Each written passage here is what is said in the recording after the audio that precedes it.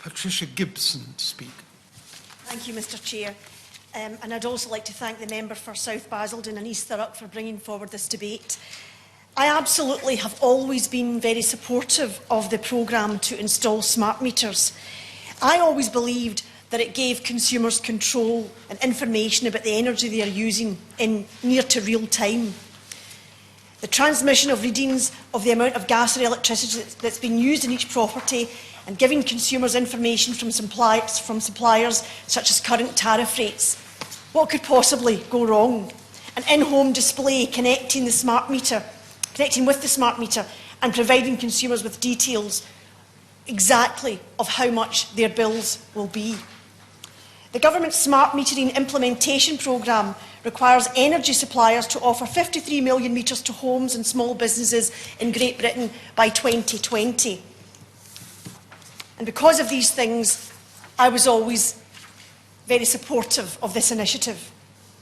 And I had understood that high levels of satisfaction were recorded with smart meters and that consumers were using the technology to help them have some control over their energy consumption. I believed that smart meters were supporting households to change their behaviours and save energy, conserve energy, also good for the environment as well as the purse. Smart Energy GB found that 82% of smart meter users had taken at least one step to use less energy, and 80% were checking their IHD regularly, and that 81% of users saying they would recommend them to other people. Smart Energy GB's campaign seemed to be creating a positive shift in levels of understanding of smart meters and the propensity to get them installed.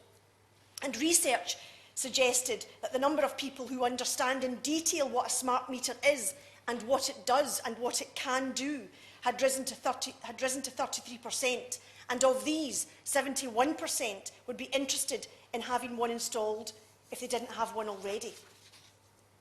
However, like the honourable gentleman who spoke before me, I have learned with some concern that the Science and Technology Committee has found that the government does not appear to be clear on the benefits of smart meters. The government listed 11 different objectives for the project, including saving customers money on energy bills, yet the amount of money saved by individual customers appears to be expected to be small. The report said that it will continue to monitor the implementation of the smart meter programme, and I am very interested in longer-term monitoring of this because the contradictory pictures emerging is confusing for consumers. I have been deeply alarmed at some of the findings of the report, which has pointed out that the cost of providing smart meters, some £10.9 billion, is being borne by consumers through their energy bills, an average of £250 per home, including installation costs. Concern has also been expressed that meters currently being installed are not the highest specification in terms of function and data security. Indeed, evidence was taken that the smart meter network is being installed before its requirements as an internet-connected energy system have been fully determined. As well as this, it seems that in March last year, it was reported in the Financial Times that GCHQ had intervened in smart metering security, claiming that the agency had discovered glaring loopholes in meter designs. And that poses real questions, and consumers need to be reassured that their data and security are robustly protected in the course of this rollout.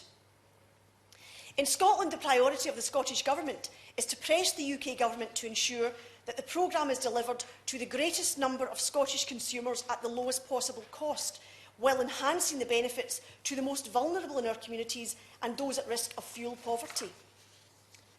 There's also concerns that the smart meter rollout may be hindered by a lack of focus and clarity about the purpose of the rollout.